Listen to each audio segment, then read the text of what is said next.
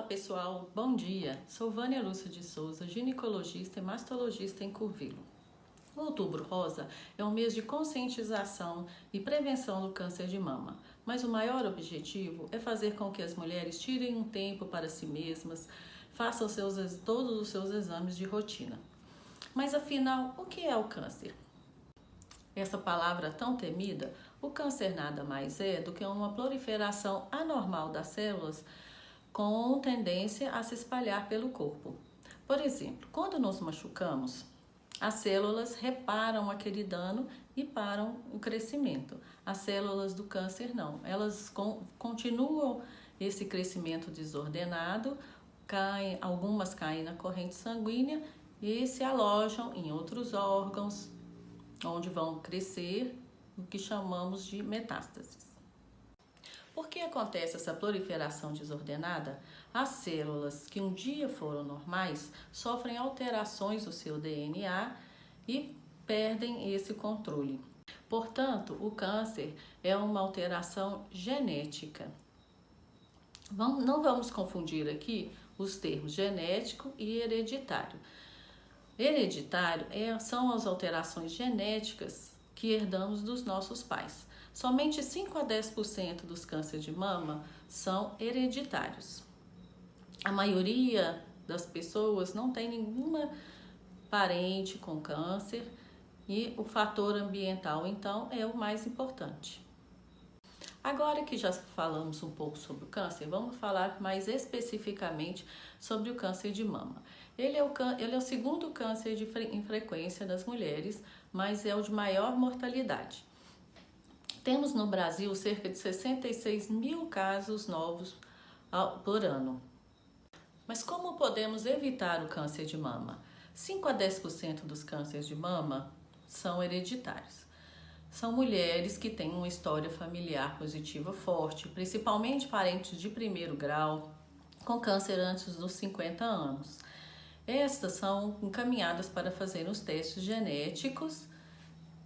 Vários genes podem sofrer mutações e alguns deles aumentam tanto o risco que podem indicar uma cirurgia profilática, como uma adenomastectomia redutora de risco, como fez a Angelina Jolie, que tinha uma alteração no gene chamado BRCA1. Esse gene aumenta em até 70% o risco de câncer de mama e 40% o risco no câncer de ovário. Mas, como já disse, a maioria dos cânceres não são hereditários. Então, o que podemos fazer para controlar esses outros fatores? Ter o primeiro filho pelo menos antes dos 30 anos, amamentar, consumir menos álcool, ter uma vida menos estressante, são fatores que diminuem o risco de câncer de mama. Assim como evitar o cigarro, o fumo, ele é responsável por até 1/3 de todos os cânceres. A alimentação também é um grande fator de risco, contribuindo também para até 1/3 dos cânceres. Devemos evitar, portanto, as dietas ricas em carboidratos, que são os açúcares, as farinhas, as dietas ricas em carne vermelha, evitar o sedentarismo, praticando exercícios regularmente, pelo menos 1 hora, 3 vezes por semana. A obesidade é o grande vilão hoje de todos os cânceres. E quanto ao diagnóstico? Vamos começar com o autoexame das mamas. O autoexame geralmente descobre câncer em estágios mais avançados, mas é um bom hábito nos tocarmos e nos conhecermos. Deve ser feito na semana após a menstruação. E o que devemos procurar?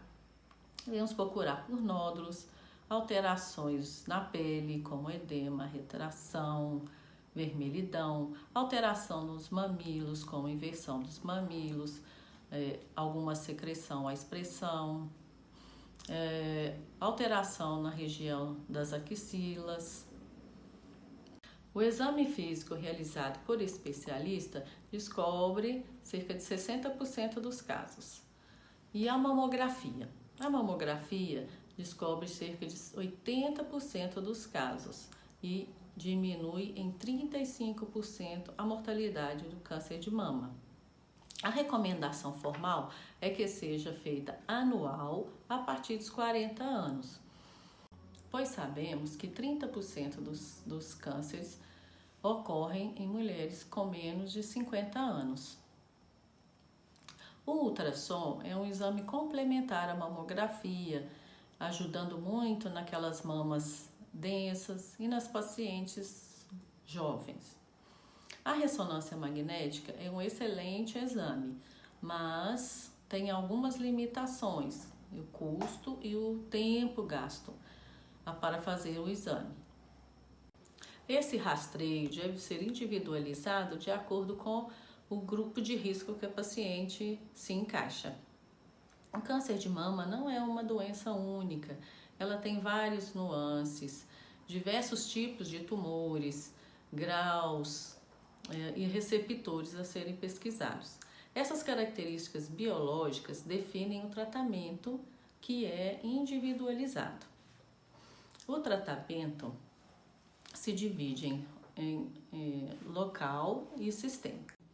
Obtivemos nos últimos anos importantes avanços no tratamento cirúrgico, com cirurgias menos mutilantes, e nos tratamentos sistêmicos, com terapias-alvo com menos efeitos colaterais. A cirurgia pode ser, como disse, conservadora, quando o câncer é diagnosticado mais precocemente, ou a mastectomia.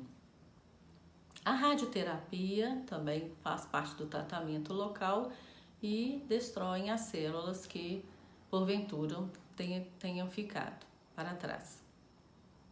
O tratamento sistêmico, temos a quimioterapia, a hormonioterapia e mais, atualmente, o tratamento anti-HER.